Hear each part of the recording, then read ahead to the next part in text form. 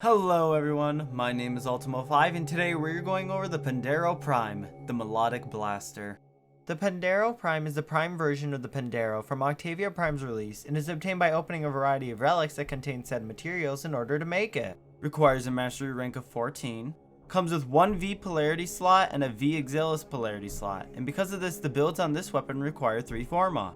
Excels in close to medium range combat and deals with high leveled enemies of all factions against single targeted enemies or small crowds.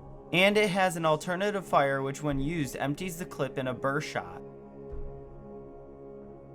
The Pandero Prime has a couple of buffs when compared to the original Pandero in different areas. These stats would be higher primary and secondary base damage, and higher primary status chance. Advantages for the weapon would be that it has a very high critical chance, very high critical multiplier, very high status chance, a high ammo efficiency, and a very fast reload speed. Disadvantages, however, for the weapon would be that it has low impact and puncture damage, a low magazine capacity, the primary fire has noticeable recoil due to it being a revolver class pistol, and the alternative fire has high recoil and wide spread, which makes it inefficient beyond short range.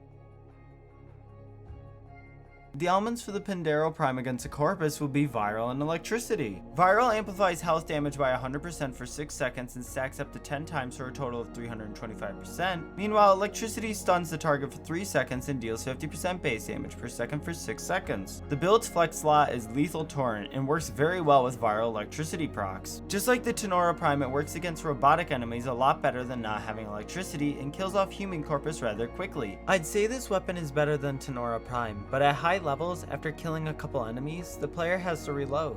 The element for the Pandero Prime against the Corrupting Grineer will be Viral. The build's flex slot is Lethal Torrent and is great. I tested this weapon at first with heat damage instead of having Carnage Stinger, and the damage sucked terribly. Just stick with Viral Slash against the Corrupting Grineer and you'll be all good. Seriously, don't put heat on. It suffers when you put it on against higher leveled enemies. The elements for the Pandero Prime against the Infested will be Viral and Heat. Heat deals 50% base damage per second over 6 seconds while stripping up to 50% armor and causes targets to panic. The build's flex slot is Lethal Torrent, and now is when you want the heat damage. I mean, why wouldn't you want heat damage against the Infested? And I even tested Viral Slash against the Infested and had better results with heat. There's a time and place for heat. This is where it shines the best. Steady Hands. In place of having no Exilis mod, this will cost 2 more forma in order to have though, and is an option if you can't really handle the weapon's recoil. Ice Storm. In place of having Frostbite if you care for 3 more shots in the magazine at the expense of a 60% status chance and 20% less cold damage. Primed Expel Corpus and Expel Infested. In place of Lethal Torrent if you want more damage against an individual faction at the cost of some fire rate and multi-shot, this in turn will cost 1 more forma however. Primed Expel Grineer. In place of Carnage Stinger if you want more damage against an individual faction at the cost of increased slash chance and 60% status chance. Primed Heated Charge. In place of only Scorch in the Infested build. You'll have to forma the weapon 1 more time in order to have it though, but it does wonders against the Infested.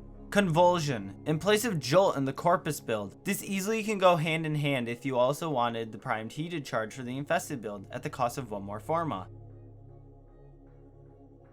Primed Heated Charge, at least when you're going against a Corrupting Grineer, is a bad idea. It is better to just have 4 statuses against these factions instead of a possible 5, which not only causes Slash products to appear less, but Heat actually doesn't do as well as Slash would do with Viral. Sure, it increases the damage, but it doesn't help any against the Corrupting Grineer.